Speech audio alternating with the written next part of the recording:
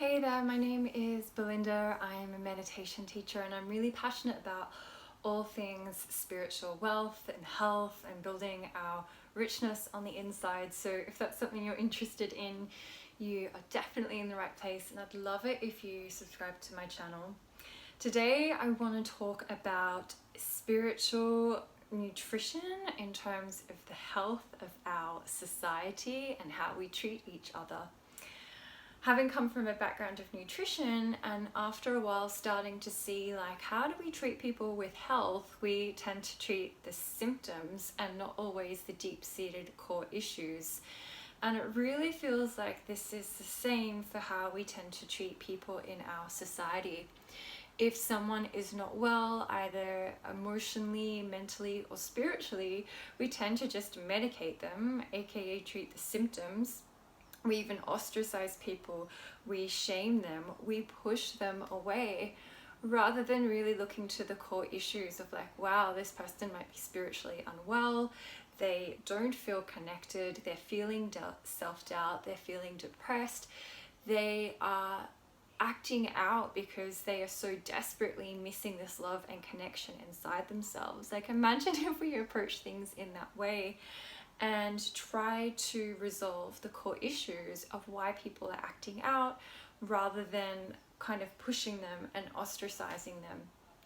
If you've done any spiritual work, you'll know that if there is a part of you that maybe you feel shameful or you're disowning in some way, the more that you push that away, the more it kind of becomes an issue.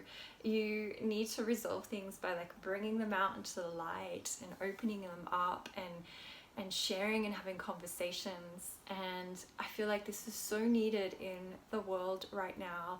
We need to be getting to the core issues if someone is unwell emotionally, mentally, spiritually, rather than trying to push them aside or shame them online. There seems to be this culture of, if someone does something we don't agree with, we're all like the keyboard warriors shaming them online.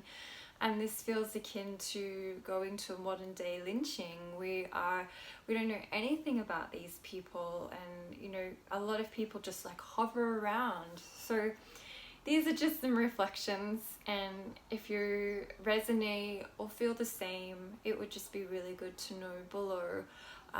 And this is why I do what I do in teaching meditation. Meditation allows us to, first of all, come to that place inside of ourselves where we do feel more whole and complete. When we feel like we're missing something, that's when the self-doubt creeps in, and people are more likely to kind of act out on others to make themselves feel better about themselves. But also, if someone is acting out of alignment, it's generally because they are missing this deep love, this deep connection that we feel is more available to us when we know things like meditation. So it truly is my hope that everyone has the opportunity to learn meditation. I have a bunch of free resources on my website you can subscribe to, as well as a variety of courses that make meditation fun, juicy, accessible.